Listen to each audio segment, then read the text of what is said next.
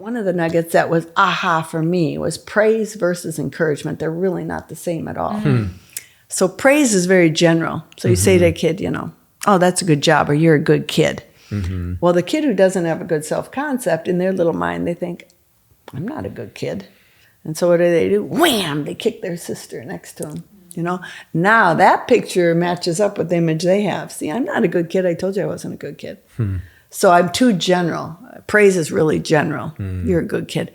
Encouragement, I'm so specific, they can't argue. They can't play that little thing in their head.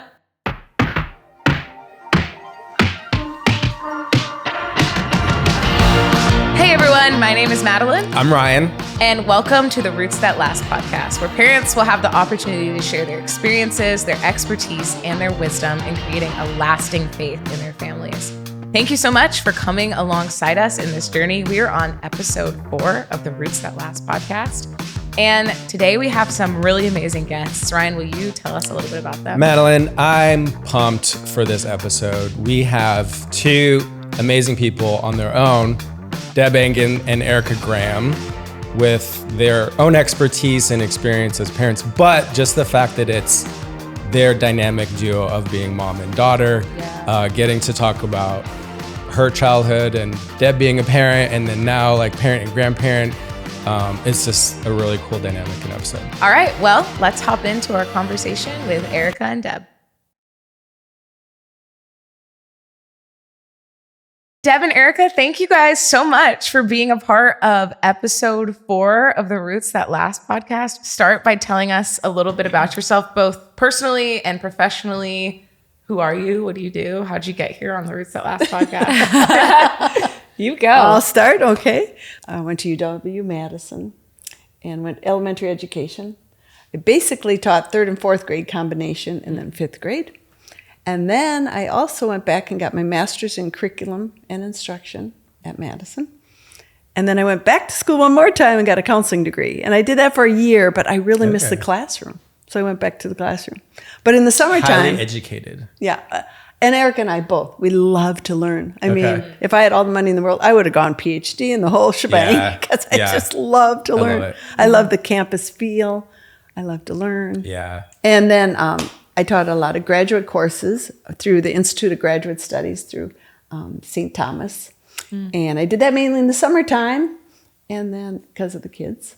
And then once I retired from public education, which was 31 years in the classroom, and picked up the graduate courses again then full time. I think one thing that you modeled was being a lifelong learner. I remember being in high school and you going back to college. And I remember like kind of being annoyed, like, Mom, why do you need another degree? Like, why do you have class today? Why are you studying or working on an assignment? But I think in adulthood, like even me completing seminary, I remember I was going into my 3rd trimester, trying to finish my thesis. You and Dad and Garrett all met and we worked out our calendars so that I could kind of have like a power 3 weeks to finish my thesis. Yeah. But I think the reason I was able to imagine that I could do this alongside my life and parenthood was because I witnessed you do it. Yeah. That's good to hear. Yeah. That's also important information too, that you guys are a mother and daughter duo. That's the relation here as well. Yeah. Mom modeled it. So when you think back to your time together as a parent, as a child, what's something for both of you that stands out that you really appreciate? You know, my mom was always really silly. Like just like, I mean, like would make like random things fun. Yeah. You know? And I think she's still like when we're at our best, like we're just like silly together. So that's I think, that's one thing that like I just remember about her. I'd compare myself to my mom as we do as daughters, right? And I was a little bit more serious and sensitive, and my mom was more light and silly. Okay. And so she kind of had elements that I crave and need. So I'd say one memory is just being silly. Yeah. Do you have memories like that stand out to you like that about your mom? Yeah, I mean, I think similarly, my mom and I are very, very, very similar. So like very silly, those are my favorite memories as well. It's like my mom was so good at everything was always fun. Everything was always an adventure. Everything was always like, I actually was just talking with my mom about this the other day. She just let my younger brother and I do things that I don't think any other parent would let us do. I remember specifically a couple of times where when it would rain, my younger brother and I were obsessed with playing in the mud. And you know, when there would be like construction sites where there'd be like the big hills of mud, we would beg her to let us get out of the car and like stop and go play in the mud. And she would let us. And then we would get in the car covered in like mud. And she'd just be like, was that fun? We were like, yeah. And she like, would let us do it. Yeah. So it was always just, she was always willing to sacrifice so much of herself or what was convenient or what any other parent would be like, my car is now covered in mud. Because we had and even looking back now, there's so many times where just complete messes. Like we made such a mess or we took so long doing something that I'm sure she just was like, I'd rather be at home. Yeah. But it was always so much fun. So my mom was adventurous. And I think I look back at that just being That's fun. Oh, that was the best ever. I love that. Yeah. Ericka, we wanted to ask you, like, if you think about your childhood, what role did faith play during your childhood? Is there anything special that stands out? Or maybe something your parents like fostered? And then maybe, I guess, adding on to that second part, like, what would you take from that you want to replicate now, like with your own kids? You know, I think something simple that we always did was pray before we went to bed. And my mom had this like long prayer where she would go through like a gratitude list. And it was like, do you want to say it? Say it. It's the same prayer for like 40 years. Let's see. Amazing. Thank you for our food, for our shelter, for our clothing, for our eyesight, for our hearing, for our ability to walk and talk, for our parents, for our upbringing, for my Nick, for my Ericka. Now I add my Garrett, my Elise, my Jet, my Clayton, my Sonny, and for all the pets we've had, all the friends we've had, for my husband, and all the other blessings you give us. Amen. You forgot for being born in the United States. I did. Yeah. I forgot that part. And then I would say it, and then pretty soon, well, not pretty soon, but probably 6 months after I'd done this so much, they would join and they knew exactly what I was going to say. Yeah. Like she said, hey, you forgot the born. Sure. Yeah. It's because I think you're like nervous and normally, Maybe. Wow. I love that. How did that start? Was that just... My dad, he was a preacher and he modeled gratitude a lot, and so did my mom. My mom even more. She did not have much growing up at all. Her dad died when she was young. Then she was the only child with her mom, and they never owned a house, they never owned a car, but she was always grateful for every little thing they had. And I think she modeled that, and she was grateful for being a minister's wife. She was grateful for having children, and so I think that role modeling was really strong. I love that. Yeah. So how has your relationship changed as, Ericka, you've become an adult, like over the years? What's stayed the same? What's different? What do you value now that, obviously you're in the stage of life where you're a mom now too. You're not just a daughter. So what is mom and daughter relationship like now? Yeah. Well, for me as a mom, it is so amazing to see your children become parents. And then, if your grandchild gets hurt, you're so sad as a grandparent that they're hurt, but you're also so hurt because your child's hurting because their child's hurting. Like so it's almost like hurt. a double hurt. But it's also when they're really happy, it's double joy. It's hard to explain. And people try to say, oh, wait till you're a grandparent. It's going to be just over the moon double joy. And I'm like, well, I'm not one now, so I don't know. I mean, we got a dog, so we really loved your dog and all that. But once you have grandchildren and you see your children interacting with them, it is truly amazing. It is such a gift from God that you get to, that I'm even old enough to see that and still be here on earth to see it and witness it. And I just love the way her and Garrett interact with their children, and my son and his wife interact with their little boy. It's just the best feeling around. I think one thing also is like we've talked about like our shared admiration for each other, which is real. But as a teenager, we'd get in fights. Oh, sure. I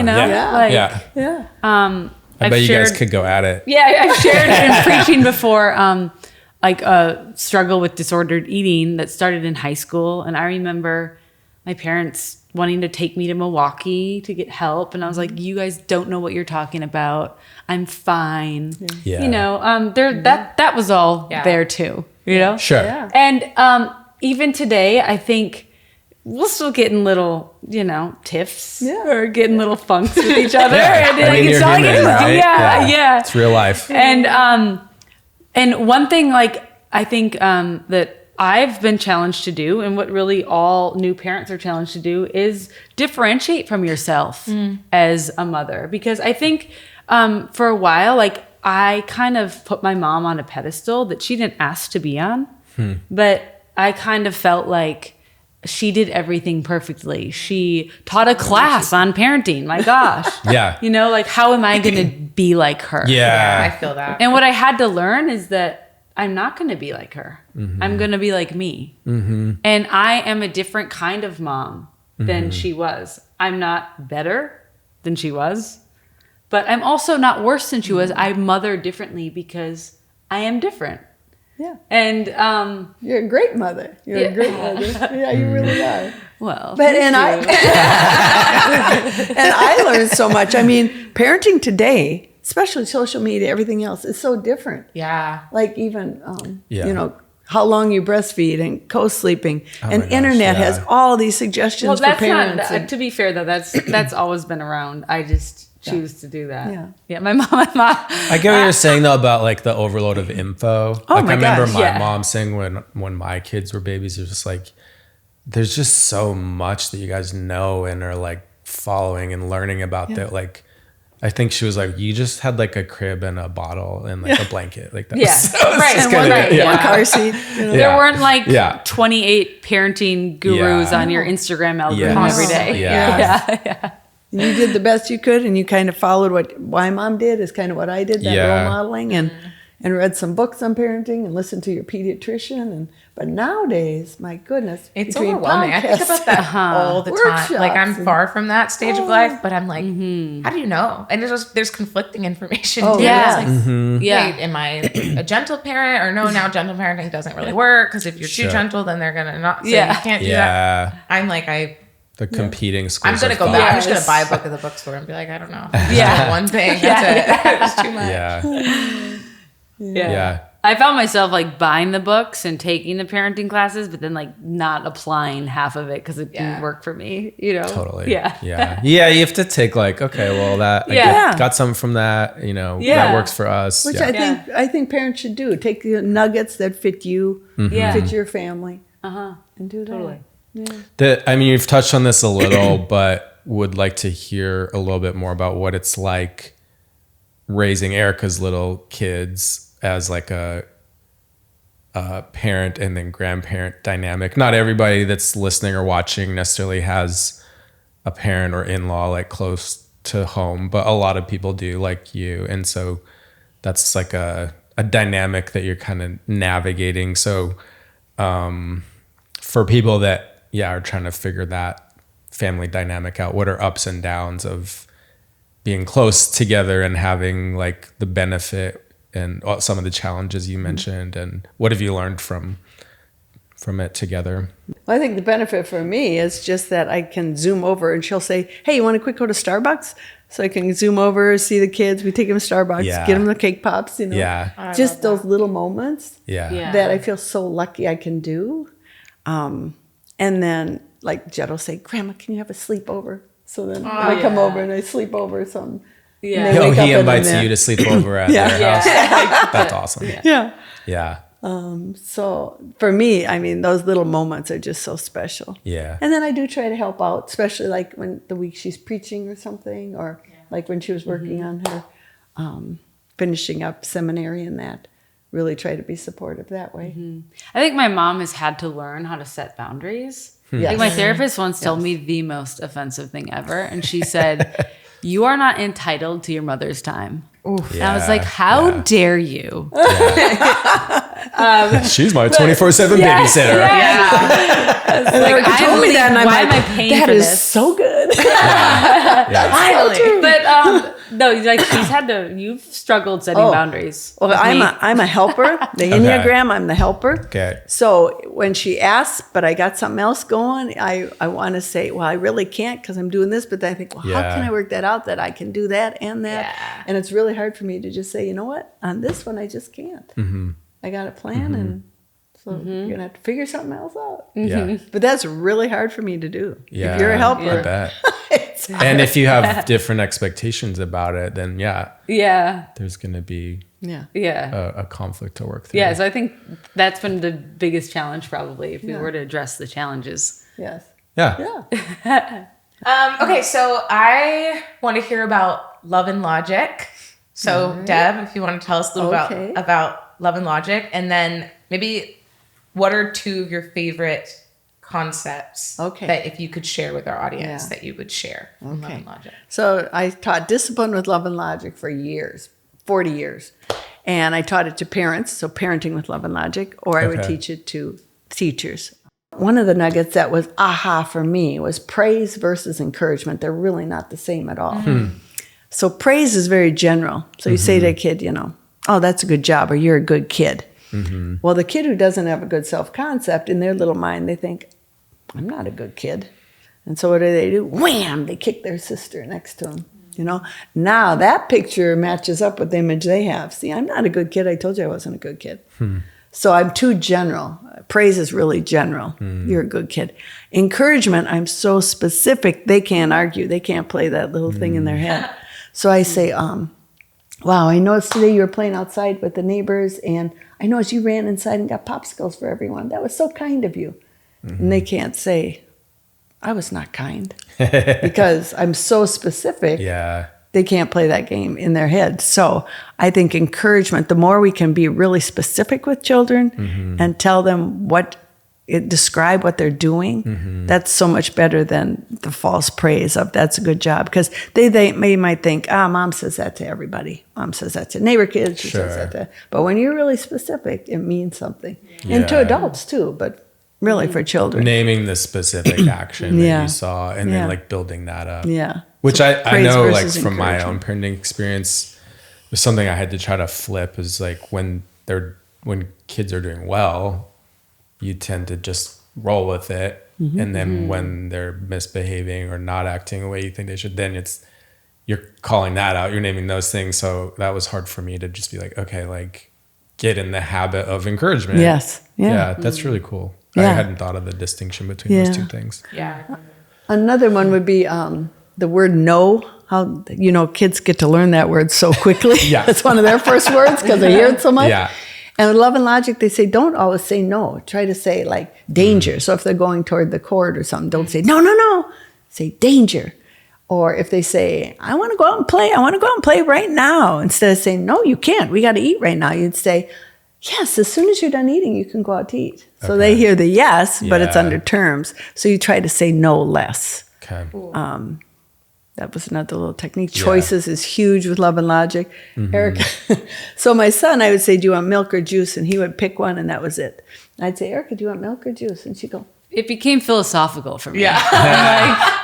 This is an existential question. Yeah. What do I want? Pop. Yeah. She'd always want, so I'm from Wisconsin, so we say pop. Yeah, right. So she'd say pop. And I'd say, oh, Ericka, do you want milk or juice? She'd say, pop.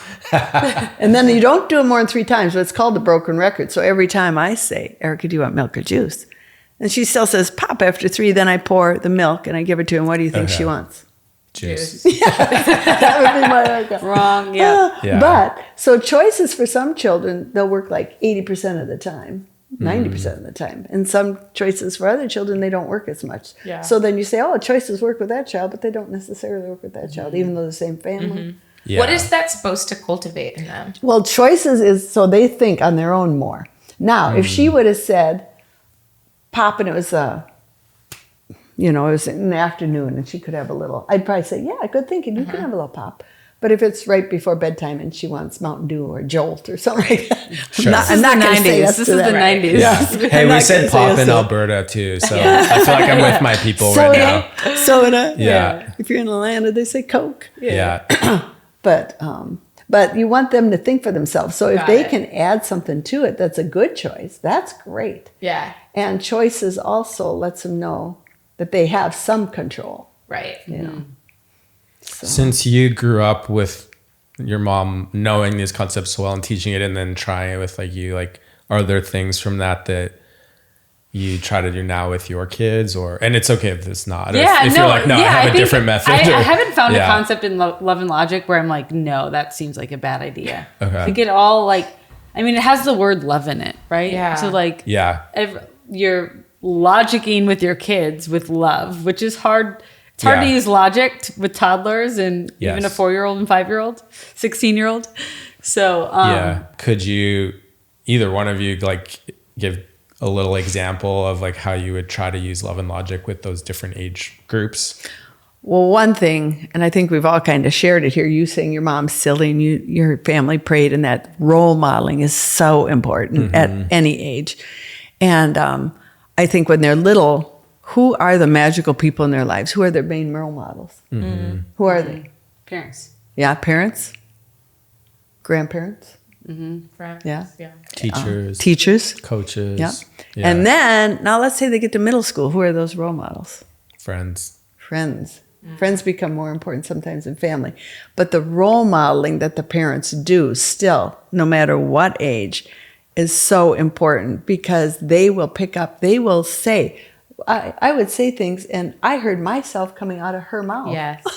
Or I heard her teacher coming out. Okay, she was Mrs. Kimmel, her kindergarten teacher. She was lining them up for school and getting their milk cartons. And I'm like, oh my gosh. Yeah. So the role She learned modeling that is from her so kindergarten teacher. strong. Yes.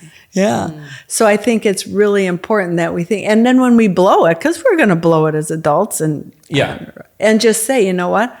I was really angry and I lost it. And I know I don't raise my voice very often, but I raised my voice and I'm really sorry I did that. So I think it's okay to say that too.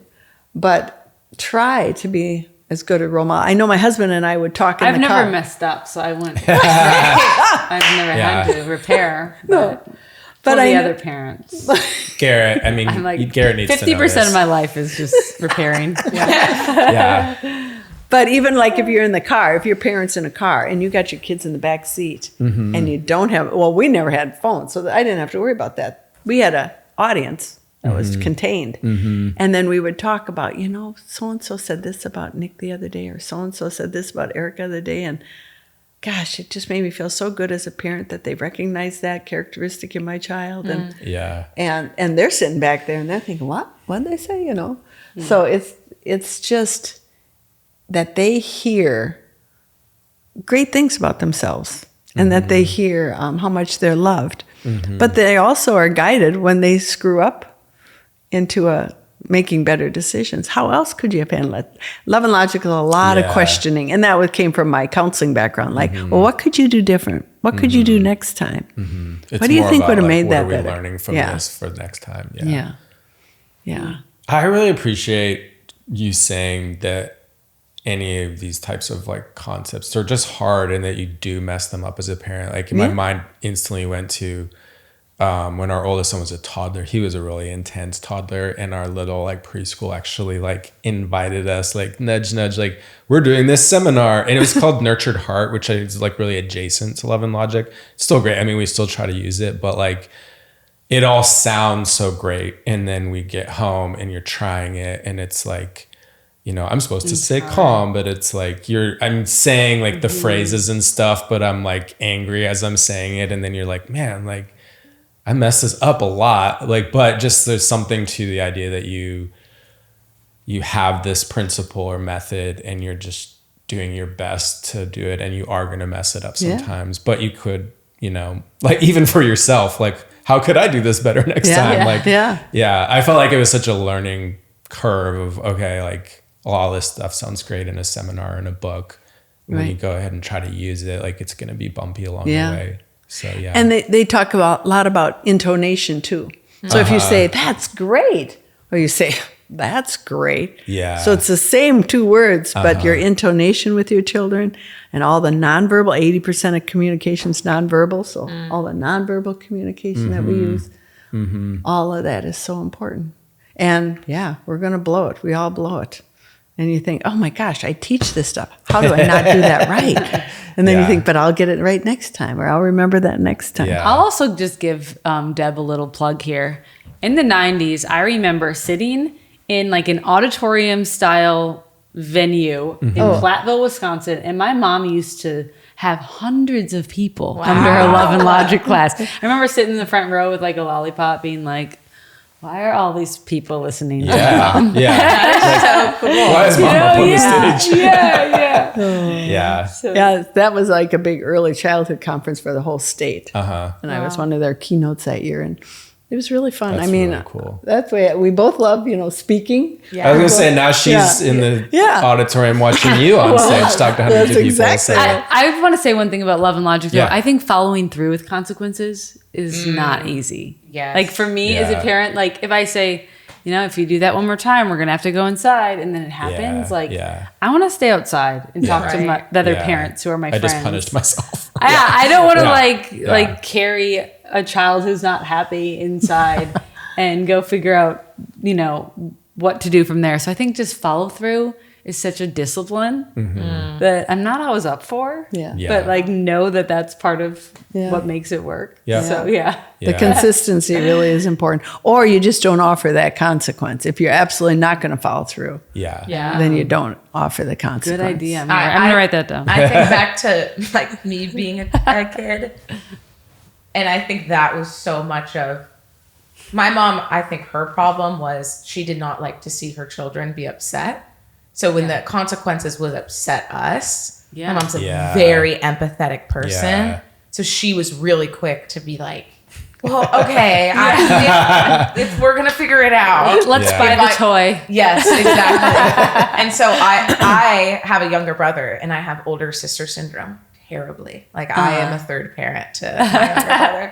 Yeah, because you have an age gap. Yes, he's 5 years younger than me, but now he's 16, so he does not need a third parent anymore, but I still am a third parent. Yeah. And I always said that because my dad worked a lot and traveled a lot, so a lot of the time it was me and my mom and my brother, and that was it. And I always said that I grew up to be the disciplinarian of the house. So I was the one that was like, no, Mom, you said Grant was not allowed to do that. So he is not. And I was the one that was like, go to your room. Truly, Grant and I laugh now about him being like, you were really tough on me. Like, if I did something, he was afraid of me. It was not Mom. See, I need one of you in my house.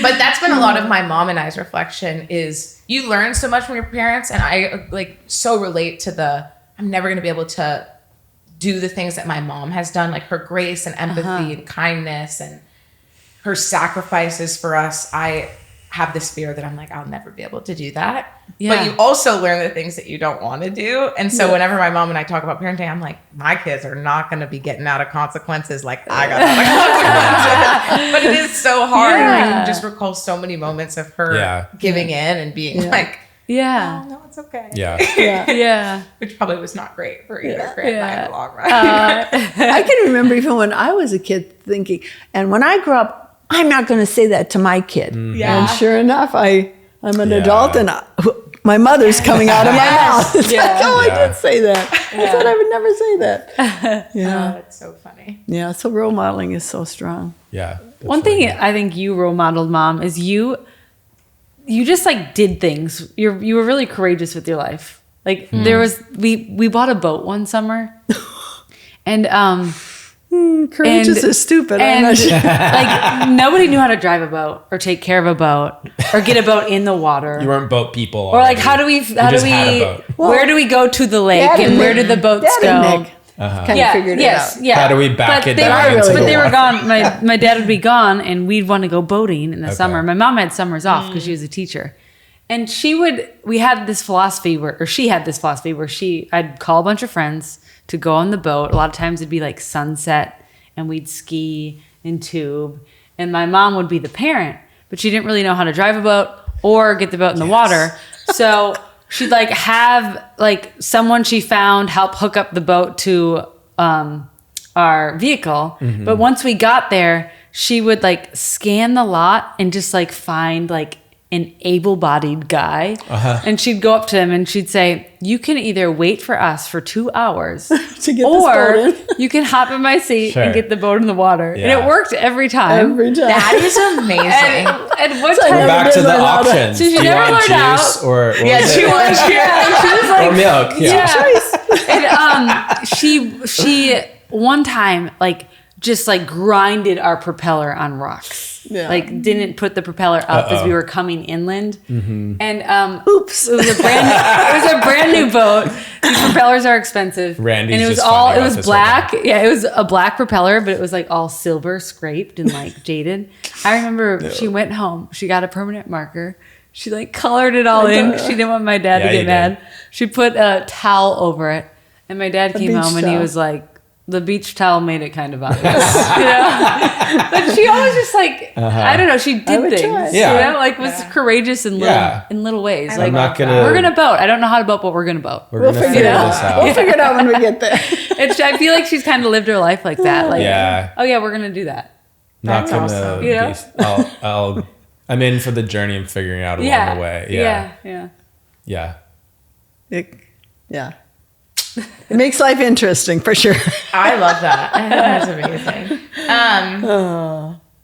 So I'd be curious to know what you see the connection between love and logic and faith and building a faith that lasts in your kids is. Like obviously love and logic isn't explicitly a Christian Right. doctrine, Right. but I think there's a lot of connection. So like in raising kids as a mom and then as now a grandma and as a mom now, what's the connection? What do you see those With love and connections to logic, be? yeah. Yeah. Well, I think Ericka kind of touched on this a little. I think the big thing of love and logic is letting your kid know they're loved unconditionally. And isn't that what Jesus is all about? I mean, he loves us. We screw up all the time, and he forgives us again and again and loves us. And I think that's with love and logic.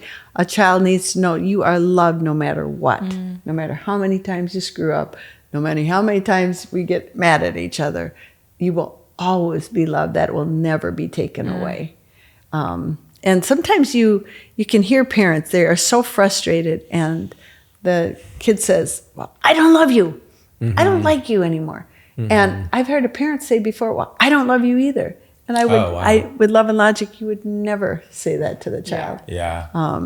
You'd always let them know that, well, I still love you, but I'm really disappointed in your behavior. Stuff like that. And I think it's just how you treat other people. Treat them the way you want to be treated. Yeah.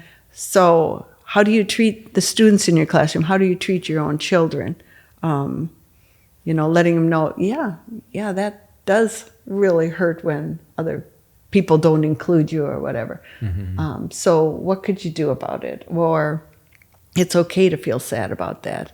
I feel sad when I don't get included either. And just, I think a lot of empathy, I think a lot of love, I think a lot of role modeling, and I think that's all about Jesus. Even though love and logic isn't, like you said, it's not considered a Christian discipline, but so much of it is in the Christian way, how we treat people. I feel like at the core of Christianity is this grace-centered theology too. Yeah. It's this idea that we are imperfect and we are going to mess up.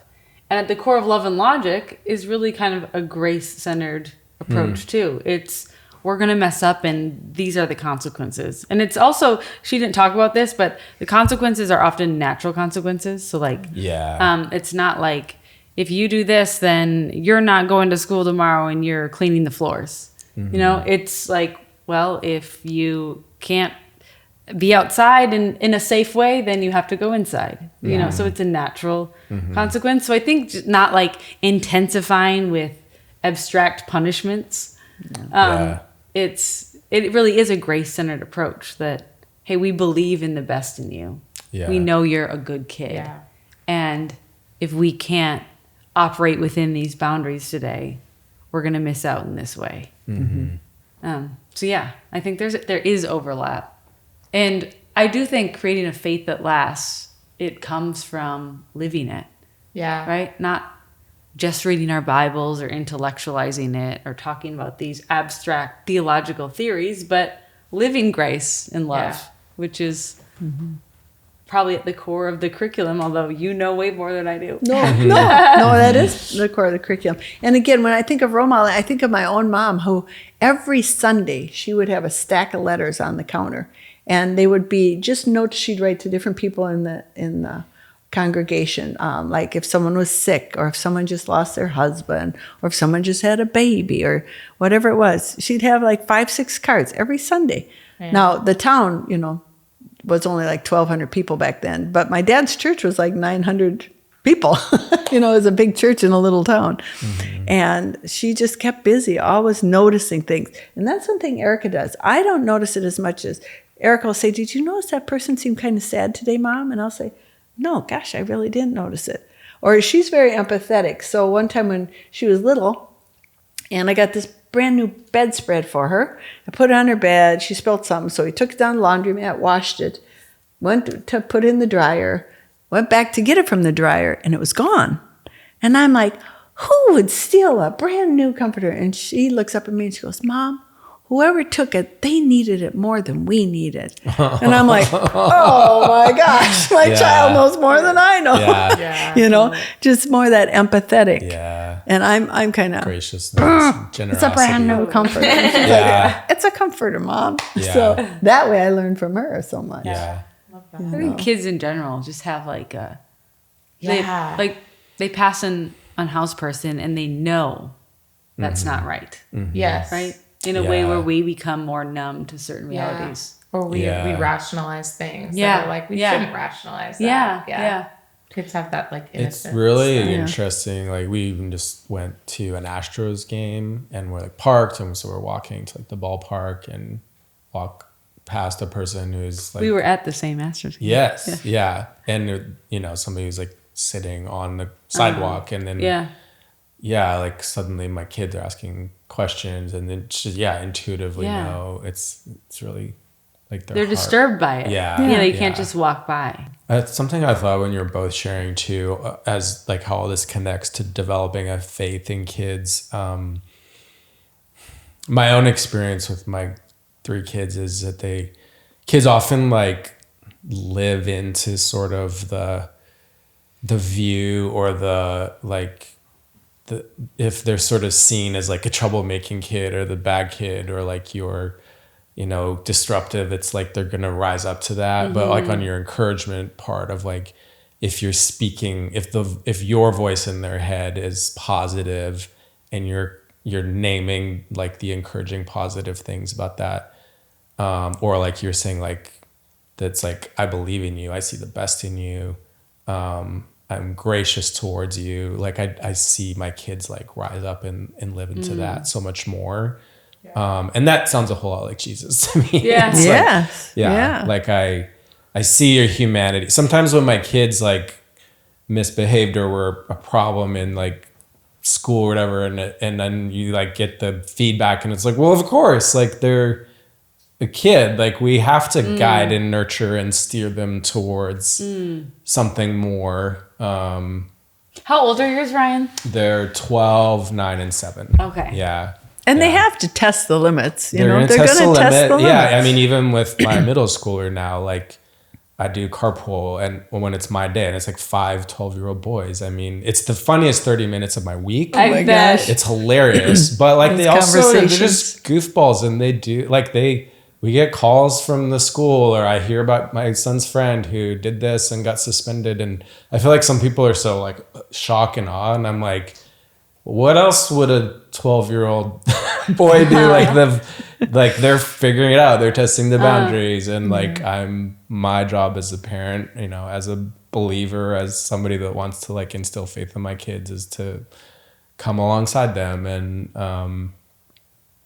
to help nurture and grow and develop them. So maybe it's like almost like an acceptance of like, there's gonna be the struggles and the times they mess up, and I'm not gonna, in my world, I'm gonna stay calm, and that it's easier said than done, but it's like that's not gonna bother me because I expect that, and I'm gonna help you through it. But I feel like as little people too, so much of how we view ourselves is what our parents think of us.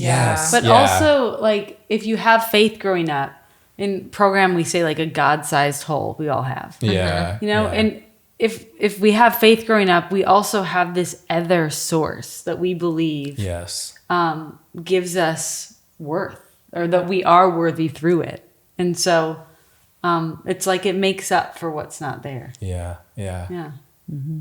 Mm-hmm. And again, as parents, what we can do for the role modeling there is when we screw up, to let them know, see, even though I've been practicing this and I'm 45 years old or whatever, I still screw up in life. Yeah.